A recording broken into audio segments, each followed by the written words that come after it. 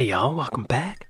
Today we're checking out Brits hate American tipping culture. Here's why. This video will probably be even more controversial than washing up bowls, so get ready. Hi, my name is Kaylin. I'm sorry, washing what? What? Washing up bowls. Washing up bowls. Probably be even more controversial than washing up bowls, so get ready. What is that? Hi, my name is Kaylin, and when I'm at a restaurant in the UK, I don't always tip, but if I do because the service was good, it's max 10%. When I'm in a restaurant in the US, I typically tip a minimum of 20%, even if the waiter or waitress forgets that I exist the entire time. Y'all, okay, 1 second. Y'all, I tip, at least 20%, even if they're not waiting on me. Yesterday I went to a restaurant, it was wonderful food, but you order at the counter and then they bring the food to your table. You still tip 20%. Why did I do that? Social pressures is why. If I don't, I feel like a jerk. I feel like I'm going to be judged by the cashier. It's just a few dollars, but still, I feel screwed. Why this discrepancy in percentages when I fly across the pond? It all has to do with tipping culture, or lack of it in each country. Pressure. And today, we're going to unveil why Brits hate American tipping culture, but love when Americans come to the UK as tourists because Americans can't stop tipping. But before we talk actual percentages, let's... Okay, yeah. When I go to another country, I'll probably feel weird about not tipping. I'd probably feel like a jerk. But before we talk actual percentages, let's talk about the history of tipping because it's actually fascinating and where it comes from. While today it's seen as an American concept and American tipping culture, that culture actually came from Europe. And this does seem to be the case sometimes that Americans pick up something from Europe, maybe a word or custom, only for Europeans to decide against it later on, and then Americans just end up looking a bit silly still doing it. Sort of like when the fashion world moves on and you're like, guys, these shoulder pads used to be so in. Anyway, tipping has its roots in the late Middle Ages when aristocrats gave small monetary gifts to their servants. This began as a means of giving extra to reward extra work or if times were really tough, but by the 18th century, these gifts began to be expected. Wealthy Americans began to travel to Europe in larger numbers in the late 1800s, just after the American Civil War, and the thought was that these Americans brought back this idea of tipping to America after having seen it in Europe. And they did it to kind of show off or prove their class or just be seen as fancier and more European. But by the early 1900s, there was an anti-tipping movement in the US who believed that this was an awful practice and created an aristocratic society in a country that did not want a class-driven society. That was the whole point. Isn't that funny? It's essentially bragging. It's not even for the server, it's for the customer to feel like they're, Here you go. And you know what's f***ed up? Is that restaurants expect you to tip, so they pay servers less. Not cool. Except here in California, there's a minimum. I need to look that up, actually. Tipping. Wait. Restaurant server minimum wage in California. $16 an hour. Oh, look, there was a graph. Okay. So in this column, minimum wage rate per hour, and on the right column, total tipped minimum wage per hour. What does that mean? California $16, Minnesota $8.85, Montana $4. See, in Montana, you can't afford to be a restaurant server. It's wildly different from state to state. Like some of them, you gotta tip. Like it's not even a customer like being an aristocrat. It's, oh my God, thank you so much for working for such little money. I want to help you out. And it makes me feel like a good person to tip somebody. But in California where I live, maybe I don't need a tip. Like, maybe I don't. But then the next time I go to that business, I'm fearful that they're going to remember my non-tipping face and like spit in my food or something worse. Put some Visine in there. Make you diarrhea. Cha-cha-cha. There were even anti-tipping laws in certain areas, but these detractors didn't change the course of American tipping culture. By the late 1920s, the anti-tipping laws were gone. And in 1938, tipping becomes ingrained in American law with the creation of the minimum wage and the separate, lower tipped minimum, which we'll get to in a minute. One company in particular, the Pullman Company, is seen to have really institutionalized tipping in the USA. They built and operated railroad cars, and they started to encourage their clientele to tip tip the workers, helping them basically shift the responsibility of paying the workers onto the customers and cutting employers' costs. In the UK, tipping falls away after World War II, and today in the UK, it's seen as a very American concept. So let's talk about today. First, we'll talk about tipping in restaurants, and then we'll move into tipping in other parts of retail and service. Yeah, y'all. Yeah, there are places that are not even restaurants, and they ask for a tip. Dispensaries. Actually, almost any retail place, you pay with a card, and then on the screen it shows up, hey, how much you want to tip? It's usually like 15%, 20%, or 25% options. That's a lot. It would be an interesting experiment to just not tip for a year and see what happens. See how much Visine gets put in my food. As I mentioned at the start of this video, even to this day, when the UK perhaps has a little bit more of a tipping culture, as it has been Americanized a little, much to the displeasure of many Brits, tipping is still not seen as required in restaurants. The idea of a tip is still that it is to reward good service, not just because. Often, waiters or waitresses will hand you the card machine to tap your card to pay, and they've already hit no tip or it doesn't even come up, giving you the option.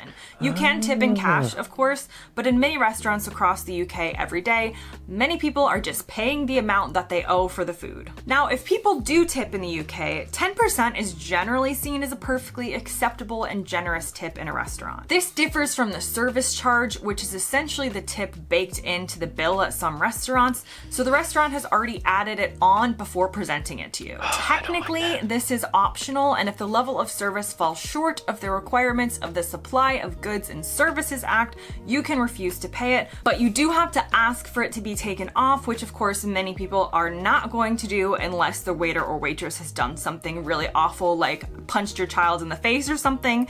So this practice does have plenty of critics in the UK arguing that they should just raise the cost of the food instead of starting to add this service charge into the bill that most people are not comfortable having removed. I agree.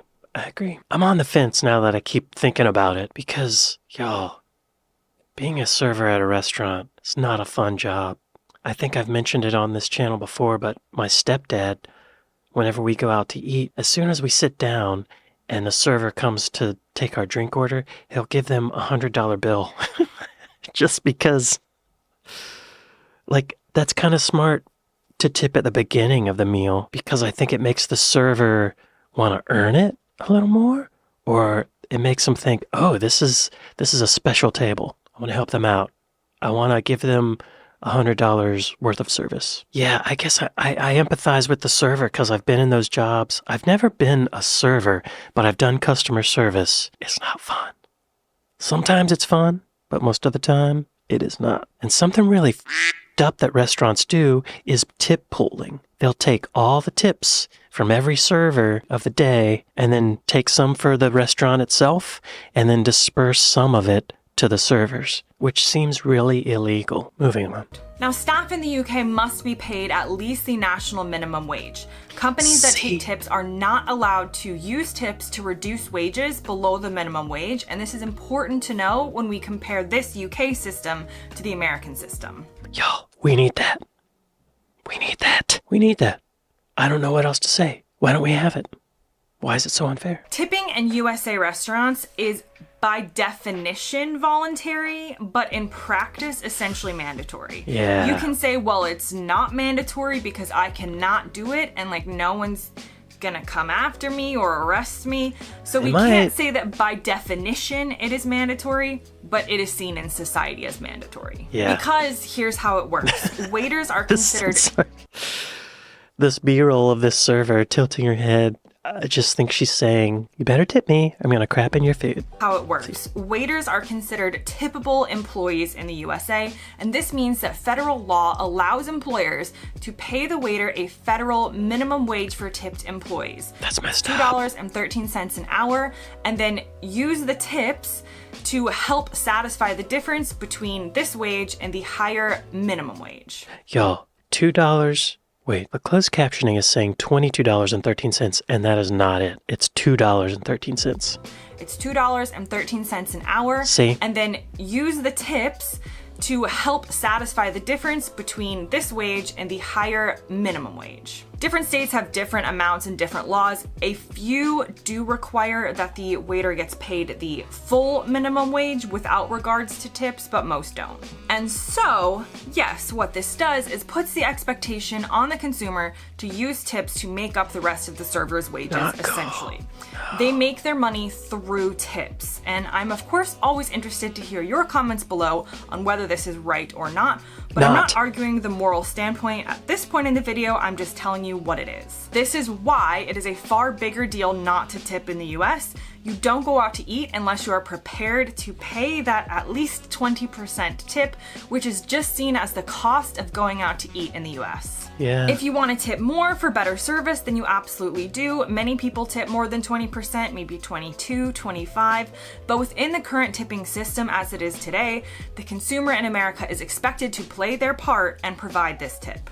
You know something else I don't like about tipping at restaurants? As I get older, my eyesight is getting worse, and I need reading glasses. I don't wear them when I film these videos because I'm self-conscious of what I look like wearing glasses. Be honest with you. When I go out to eat, I'm not taking my reading glasses with me. And so when I get the receipt, the print is so tiny. It's so tiny. I can't even read the bill. And then I got to do math. Sometimes they print the amounts on the bottom like she's saying, but sometimes they don't. Usually they don't. And I've got to and then I get out my phone and I have to turn the flashlight on and then take a photo and then it's annoying. Come on, America. We can do this. We can outlaw tipping. And this is very alien to British tipping culture and results in some stereotypes across the pond of British versus American customers. Typically, Americans are well liked in the British restaurant scene because they feel uncomfortable not tipping or tipping a small amount. Right. Yeah. So many stick to their American tipping percentages when they come to the UK. And what's not to love about that if you're making that extra money? So one thing that I do think is cool about tipping is when, like my stepdad does, he tips them at the beginning of the meal. Like, sometimes you get a free appetizer or a free drink. You're connecting with the server as a person. Like, hey, I'll do this for you. You do that for me. Hey, we're bonding. We're friends now. We're buddies. What a great meal. Great atmosphere when that happens. But it doesn't always happen. It rarely happens. On the other hand, sometimes British tourists to America can either be unaware of USA tipping culture, uncomfortable with tipping, even though they know that's the custom there, or they are outright deciding that they're not going to follow American tipping culture while in the US. I get that too, man. One of the worst feelings is to feel like you're being shafted by a business. Triggers one of the greatest fears of modern culture is running out of money, and it's depressing. So get it. If you're not used to tipping, suddenly you got to pay all this extra money. It's like, Am I wearing women's clothing or is she wearing men's clothing? What's going on here? I'm fine with either.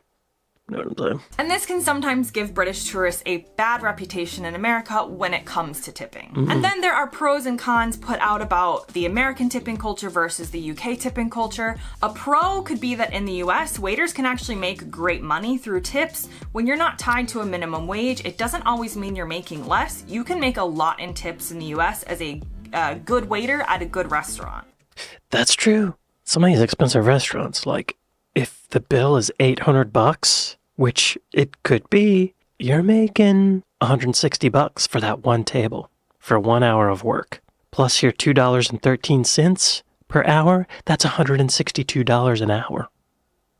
That's pretty good. Know what I mean? Let's see, what if the bill is $300? Then you're getting $60 tip. She's got a point. Now, I keep going back and forth on this. I don't know. I think tipping's good if it's at a very expensive restaurant.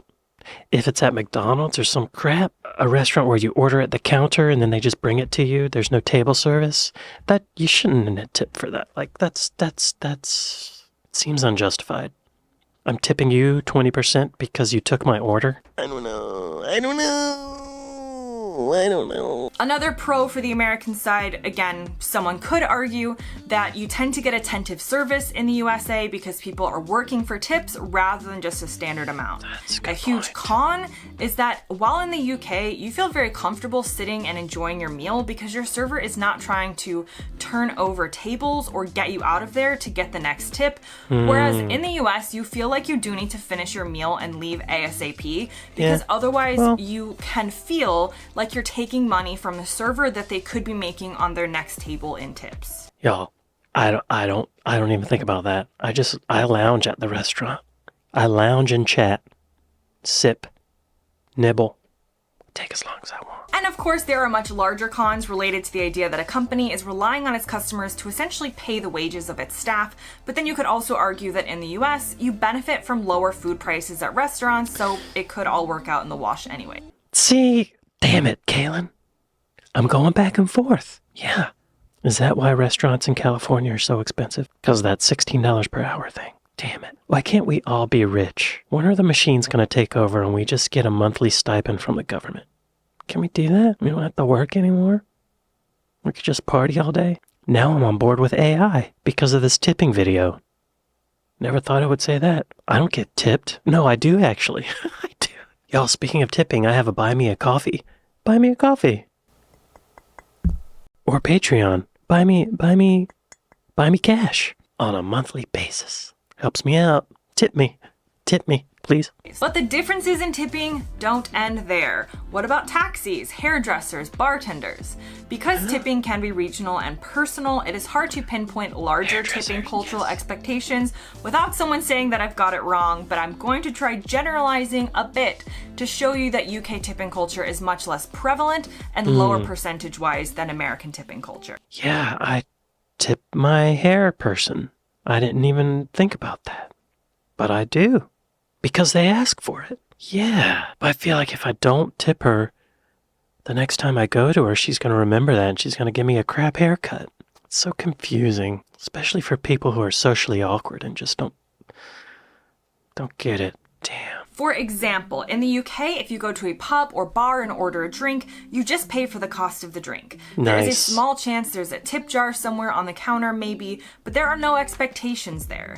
In the US, it is customary to tip around $1 per drink, sometimes more if you're in a more expensive city or state. I usually tip. On the first drink, I'll give them like $5 to $10 tip. So when I go back to the bar, they're like, that guy's a good tipper. And then I tip maybe $1 per drink after that. And you get some perks. You know what I'm saying? In taxis, for example, often in the UK, someone might round the fare up to the next pound or two, whereas in the US, it's about 15 to 20% of the fare that many people tip. I don't tip a taxi. Hell no. Or an Uber? No, I don't. Am I supposed to? Whereas in the US, it's about 15 to 20% of the fare that many people tip. Hairstylists in the USA are typically tipped 15 to 20% unless Yeah. they're the owner of the salon. And travel guides suggest tipping the person who washes your hair a couple of dollars, the person who colors your hair another 15 to 20%. In the UK, the answers are more mixed, with many saying they do tip in this instance to a hairdresser or hair salon, but with lower amounts. So for example, Okay. I've seen people saying that they would give £5, or if it was an extremely expensive cut and color, like can be the case with many female hairstyles, many also saying that they absolutely do not tip in this instance as they're already paying a huge amount.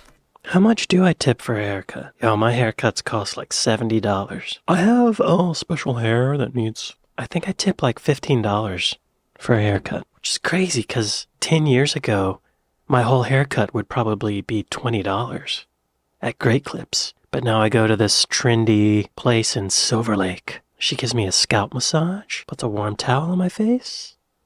I feel like it's worth it. I don't know. I get my hair cut like every 6 months, so it's not that big of a deal. Then in the US, there are guides to tip on everything from airport transportation attendants, $1 a bag, What? to wheelchair attendants who help you through the airport, $5 to $10, housekeeping in a hotel at $2 to $3 per night, $1 to $3 for a car valet, 10% at a cafe or specialist deli or takeaway place. The list goes on. I've never tipped a hotel cleaning service, but now I'm thinking of one specific instance where I walked into my hotel room And while it was being cleaned, and the woman cleaning it kind of hung around expectantly, and I think she was expecting to be tipped. And I didn't tip her. I didn't catch the hint. Oh no. It seems the only places free of expecting a tip in the USA are fast food places. So enjoy tip-free McDonald's while it lasts. Not for, and yeah, I'm not while it saying lasts. people in the UK don't tip for some of these things within the UK, but as one person put it in the Ask a Brit section on Reddit, lots of people don't do it, lots of people do. Either is completely acceptable. And that's the difference between British and American tipping culture, because in America, it is not seen as either is completely acceptable. Not tipping in many circumstances is considered really unacceptable. And multiple studies have shown that most Americans will tip poor service, while most Brits will not. Because tipping in the US is not seen as an extra thanks for your hard work kind of gesture, but something built into the structure of the hospitality and dining and transportation sectors. Yeah. And as American tipping culture creeps into the UK, Brits are not a fan and not amused based on recent headlines. So, what are your thoughts on tipping and where are you from? Leave it in the comments. Thanks very much for watching, and I'll see you next time. Be sure to go to Girl Gone London and like and subscribe. I don't like tipping, but sometimes it can be fun. Sometimes it feels good. I'm torn on this. I'm excited to go to the UK with a bunch of cash and just tip American dollars. Go to the airport and get it converted. I guess in California, since servers make $16 an hour, I shouldn't feel bad for not tipping. And sometimes the service is pretty crappy because there aren't many servers here that are servers and that's all they want to do. A lot of times the servers are actors or writers and they're just thinking about their next audition or their script they're writing. They don't care about providing good service or doing their job very well. I still empathize with that though. It's a rough job. I don't know. Interesting that it came from Europe and it was like an aristocratic thing to do, and now it's become automatic, expected. It's a little out of control. It shouldn't be expected, right? Let's get back to the heart of what tipping really means. Hey man, you did a good job. Or girl, woman, person, they. You did a good job. Here's $1. Let's pay these servers the national minimum wage, right? Why not? I don't know, but then the service quality goes down. I'm still torn on this, y'all. You know what? I'm gonna save my judgment for each individual opportunity to tip. That's what I'm gonna do. That's what I'm gonna do. Well, this is an interesting video. Again, be sure to go to Girl Gone London, like and subscribe. And if you made it this far in the video, give me a like and subscribe. I'd like to thank my patrons. I'd like to thank my Buy Me Coffee folks. Thank y'all for watching this with me, and I'll see you next time. Later.